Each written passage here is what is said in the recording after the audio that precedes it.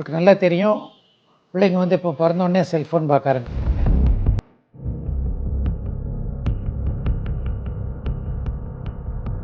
Mothers R அவங்களும் ரொம்ப கம்ஃபர்டபுளாக இருக்காங்க. பிள்ளைங்க கையில் செல்ஃபோனை கொடுத்துட்டு பால் கொடுக்கறதும் சரி, ஃபுட்டு கொடுக்கறதும் சரி, விளையாட்டில் தொந்தரவு இல்லாமல் இருக்கட்டும், தனக்கு தொந்தரவு இல்லாமல் இருக்கட்டுங்கிறதுக்காக சரி செல்ஃபோனை கொடுத்துட்றாங்க. அதவே சின்ன குழந்தைல யூஸ் பண்ணும்போது அது ஒரு பெரிய தவறாக போய் முடியுது. நார்மலாக 2 வயசு வரைக்கும் குழந்தைங்கிட்டேருந்து செல்ஃபோன் கொடுக்குறது நல்லதில்லை. இப்போது ஒரு ஸ்டாட்டிஸ்டிக்ஸ் எடுத்து பார்த்தாங்க. ஆல்மோஸ்ட் 96% வந்து செல்ஃபோன் எல்லா பிள்ளைங்களுமே பார்க்க ஆரம்பிச்சிருது. அது 2 வயசுக்கு கீழே 56% பிள்ளைங்க வந்து செல்ஃபோன் பார்க்குறாங்க.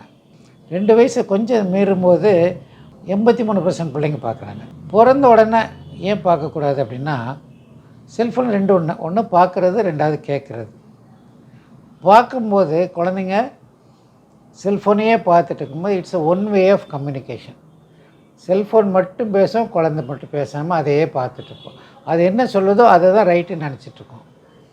எப்போ பிரெயின் டெவலப் ஆகும் அப்படின்னா, ஒருத்தரை பார்த்து அளவுலாவிக்கிட்டு இருக்கும்போது தான் அவங்களுக்கு சந்தேகத்தை கிளியர் பண்ணுறது, ஃபோனேஷன் பேசுகிறத பார்த்து பேசுகிறது, அந்த ஹேபிட்டே டெவலப் ஆகும்.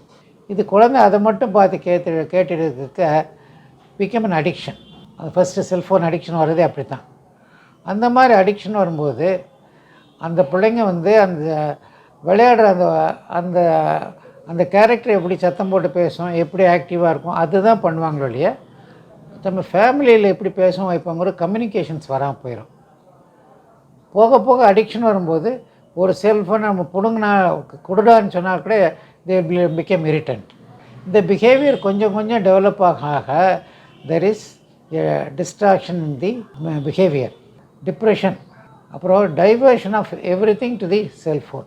ஃபஸ்ட்டு வந்து குழந்தைங்களுக்கு பிஹேவியர் ப்ராப்ளம்னா அப்பப்போ இரிட்டபிளாக இருப்பாங்க, நம்ம சொல்கிறத கேட்க மாட்டாங்க, திடீர்னு நாய்ஸ் ரேஸ் பண்ணுவாங்க, அப்பா அம்மாவோட நாய்ஸ் ரேஸ் பண்ணுவாங்க.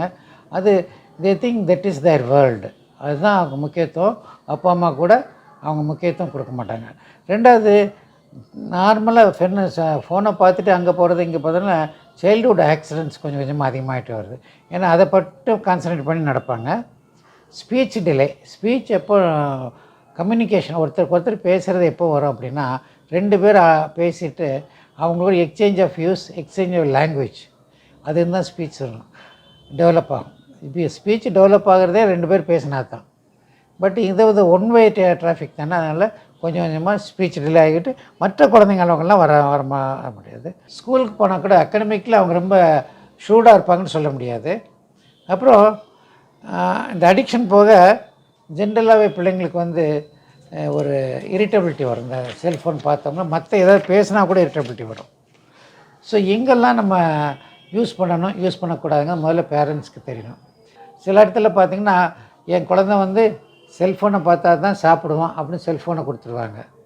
அவனுக்கு சாப்பாட்லேயும் இன்ட்ரெஸ்ட் இருக்காது, செல்ஃபோனும் இன்ட்ரெஸ்ட் இருக்காது, அவன் டைஜஷனும் ஆகாது.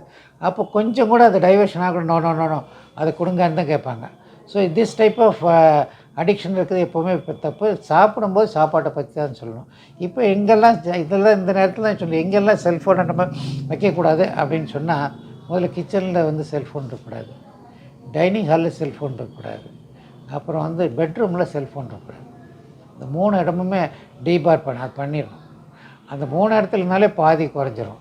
எப்போல்லாம் பேசலாம், எப்போ தேவையோ அப்போ வந்து அரை மணி நேரம் 1 மணி தேவையான வீடியோஸை மட்டும் பிள்ளைங்களை பார்க்க சொல்லும்.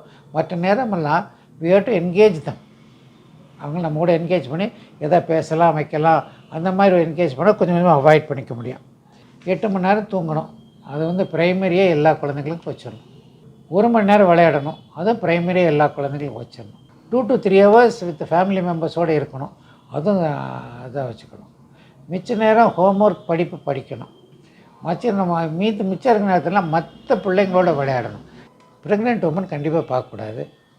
ஏன்னா ப்ரெக்னென்ட் உமன் அந்த மைக்ரோவேவ், அந்த வேவ் வந்து பிரெயினை தாக்குச்சுன்னா இந்த ஸ்கல் இருக்குல்லையா, அந்த ஸ்கல் நமக்கு வந்து திக்காக இருக்கும், குழந்தைங்களுக்கு ரொம்ப தின்னாக இருக்கும், ஒரு பேப்பர் மாதிரி இருக்கும்.